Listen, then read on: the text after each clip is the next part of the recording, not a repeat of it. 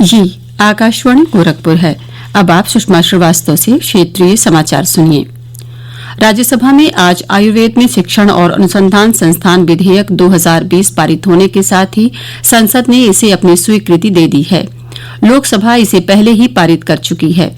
इस विधेयक में आयुर्वेद शिक्षण और अनुसंधान संस्थान की स्थापना और इसे राष्ट्रीय महत्व के संस्थान का दर्जा देने का प्रस्ताव है। इसमें गुजरात के जामनगर में स्थित आयुर्वेद के 3 संस्थानों का एक ही संस्थान में विलय करने का भी प्रावधान है। केंद्रीय स्वास्थ्य और परिवार कल्याण मंत्री डॉक्टर हर्षवर्धन ने कहा कि सरकार आयुर्वेद सहित प्राचीन चिकित्सा पद्धति को बढ़ावा देने के लिए प्रतिबद्ध है। उन्होंने कहा कि आयुष मंत्रालय ने सभी राष्ट्रीय संस्थानों को डीम्ड विश्वविद्यालय का दर्जा देने की प्रक्रिया शुरू कर दी है। मुख्यमंत्री योगी आदित्यनाथ ने प्रदेश के कोविड चिकित्सालयों में भर्ती मरीजों की गहन मॉनिटरिंग करने का निर्देश दिया। मुख्यमंत्री आज लखनऊ में अनलॉक व्यवस्था की उच्च स्तरीय समीक्षा बैठक कर रहे थे। उन्होंने अपर मुख्य सचिव चिकित्सा शिक्षा को मेडिकल कॉलेज तथा चिकित्सा संस्थानों में अपर मुख्य सचिव स्वास्थ्य को जिला चिकित्सालयों में इसकी समीक्षा करने के निर्देश दिए। उन्होंने कहा कि कोविड-19 से सुरक्षा एवं बचाव के संबंध में लोगों को जागरूक करने की कार्यवाही लगातार जारी रखी जाए। इस दौरान मुख्यमंत्री ने सब्जियों के बढ़ते दाम पर नियंत्रण के लिए जमाखोरी करने वालों के विरुद्ध कार्रवाई करने के निर्देश दिए। मुख्यमंत्री योगी आदित्यनाथ ने कहा है कि प्रदेश में बैक्टर जनित रोगों जापानी इंसेफेलाइटिस और एक्यूट इंसेफेलाइटिस सिंड्रोम को सफलतापूर्वक नियंत्रित किया गया है। मुख्यमंत्री ने कहा कि उनकी सरकार द्वारा पिछले 3 वर्षों में संचारी रोग के खिलाफ लागू की गई रणनीति असाधारण रूप से सफल रही है।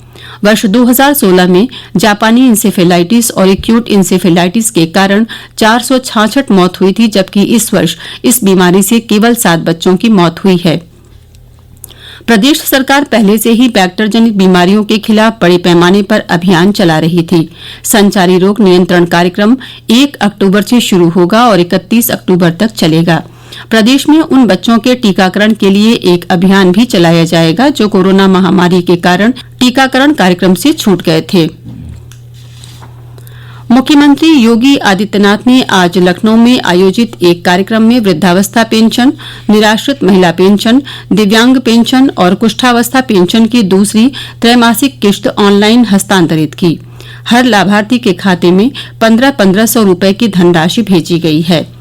इस दौरान श्री योगी ने कहा कि उनकी सरकार नर सेवा को नारायण सेवा के साथ जोड़कर देखती है और सरकार का प्रयास है कि सरकारी योजनाओं का लाभ आम आदमी तक पहुंचे। आज अंतर्राष्ट्रीय ओजोन परत संरक्षण दिवस है। एक ट्वीट में केंद्रीय मंत्री प्रकाश जावड़ेकर ने कहा कि विश्व ओजोन दिवस जलवायु परिवर्तन और ओजोन परत के क्षरण के बारे में जागरूकता पैदा करने के लिए मनाया जाता है। उन्होंने लोगों से ओजोन परत के संरक्षण के लिए ऊर्जा बचत करने वाले उपकरणों के उपयोग की अपील की। देश में कोविड-19 से स्वस्थ होने की दर 78.53% हो गई है। पिछले 24 घंटों के दौरान 82,961 मरीज कोविड-19 से स्वस्थ हुए। स्वास्थ्य मंत्रालय ने बताया कि अब तक 39,42,360 लोग स्वस्थ हो चुके हैं। स्वस्थ होने वालों की संख्या में लगातार बढ़ोतरी हो रही है और वर्तमान में संक्रमितों की कुल संख्या 19.84% रह गई है। आकाशवाणी से विशेषज्ञों की सलाह श्रृंखला में हम कोविड-19 पर वरिष्ठ चिकित्सा विशेषज्ञों की राय प्रसारित करते हैं। आकाशवाणी से बातचीत में public health foundation of India के अध्यक्ष डॉक्टर के श्रीनाथ रेड्डी ने कहा कि भारत विश्व के दूसरे देशों के मुकाबले बहुत बेहतर स्थिति में है। कोविड-19 से बचने के लिए किए गए उपायों के अच्छे परिणाम आ रहे हैं। अब तक जो नतीजे निकले हैं उससे पता चलता है कि ये वायरस का प्रभाव को रोकने में हम काफी कामयाबी हासिल कर चुके हैं दूसरे देशों के मुकाबले में। आज का हालात जो है उसमें कोई संशय नहीं है कि हमारा हालात दूसरे देशों के मुकाबले में बेहतर है। आकाशवाणी का समाचार सेवा प्रभाग आज अपने फोन इन कार्यक्रम में कोविड-19 पर विशेष परिचर्चा प्रसारित करेगा। ये कार्यक्रम रात 9:30 से FM गोल्ड और अतिरिक्त मीटरों पर सुना जा सकता है। नई दिल्ली स्थित सफदरजंग अस्पताल की डॉक्टर रूपाली मलिक इस परिचर्चा में भाग लेंगी। श्रोता टोल फ्री नंबर 1800-11-5767 पर फोन करके विशेषज्ञ से सवाल पूछ सकते हैं। 0112-331 4444 पर भी सवाल पूछे जा सकते हैं। इसके साथ ही क्षेत्रीय समाचारों का ये बुलेटिन समाप्त हुआ। नमस्कार।